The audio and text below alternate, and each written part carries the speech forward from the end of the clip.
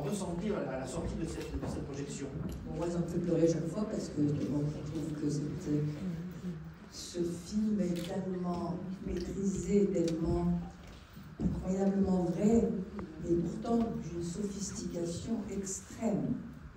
Parce que c'est un film qui date de 58, et je peux vous dire que l'époque, il n'y avait pas les techniques d'aujourd'hui, les brumas, les caméras, et les plans qu'a réalisé ce cinéaste, et ce directeur de la photo aussi, parce que c'est un film très construit. Ils ont une école de cinéma extraordinaire en Russie, le GIG, qui est une école dont sont sortis, qui a été créée par Eisenstein, et qui a vraiment formé les plus grands cinéastes. Et moi, ça me fait aussi penser au cinéma japonais, c'est-à-dire à ce cinéma qui est très... dont chaque image est un petit chef-d'œuvre, un tableau. L'image en mouvement a des règles très, très particulières, parce que c'est pas la photo, hein, et moi je suis admirative, comme l'a été Lelouch quand il a vu ça, et d'ailleurs c'est drôle parce que je trouve que c'est un film qui ressemble en mieux au cinéma de Lelouch, hein, avec ces grands panoramiques où on voit beaucoup de personnages. Il a beaucoup vu Orson Welles aussi, et Max Ophüls. Mais enfin, alors revenons quand même au film lui-même.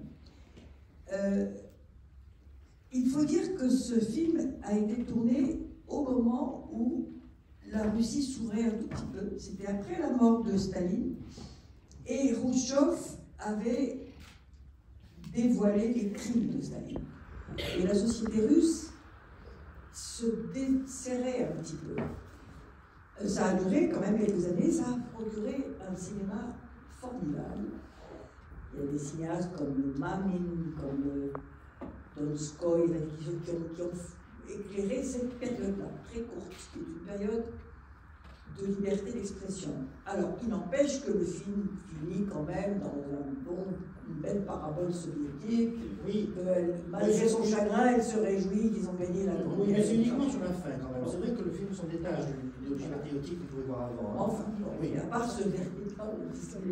Mais ce qui est très remarquable, il y a un autre film de Konchalovsky qui s'appelle Asia, et qui est aussi l'histoire d'une jeune femme qui est une paysanne et qui est enceinte et qui ne sait pas qui est le père.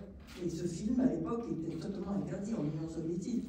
C'est d'ailleurs nous, moi et quelques camarades, après un festival à Moscou, nous avons ramené le film en France. C'était des grosses bobines comme ça. À l'époque, chacun de nous a pris une bobine dans ses valises, et nous avons ramené ce film en France. C'est un film en noir et blanc. Moi, j'affectionne particulièrement le noir et blanc, parce que je pense que le noir et blanc est une intention, c'est une esthétique. C'est Orson Welles qui avait dit, quand on lui a demandé de tourner en couleur, il a dit, en couleur, les gens ont l'air de jambon. Parce que, à l'époque, maintenant c'est un peu plus affectionné à la couleur, mais enfin, c'est vrai que les nuances extraordinaires, les sentiments extraordinaires qu'on peut transcrire à travers le noir et blanc, c'est très difficile en couleur. Et il faut que je vous raconte une histoire à propos de ça. Quand j'ai tourné Belle de jour avec Buñuel, c'était donc un film en noir et blanc. Et 8 jours avant le tournage, les producteurs, qui étaient les frères Hakim, qui étaient des rouflards formidables, ont dit Don Luis, c'est ça qu'on appelait. On ne peut pas faire le film en noir et blanc parce que sinon, commercialement, on ne pourra pas. Et Buñuel, qui était un fin stratège, qui était un homme très intelligent et qui savait que pour l'exploitation, ça diminuait les possibilités si on gardait le film en noir et blanc. Il a dit d'accord, c'était vraiment 8 jours avant le tournage, mais il n'y aura pas de couleur. Et si vous regardez bien Belle le jour, tout est en gris, beige, marron, etc. On a dû refaire toute la garde-robe de Catherine, parce qu'elle avait des robes rouges, vertes.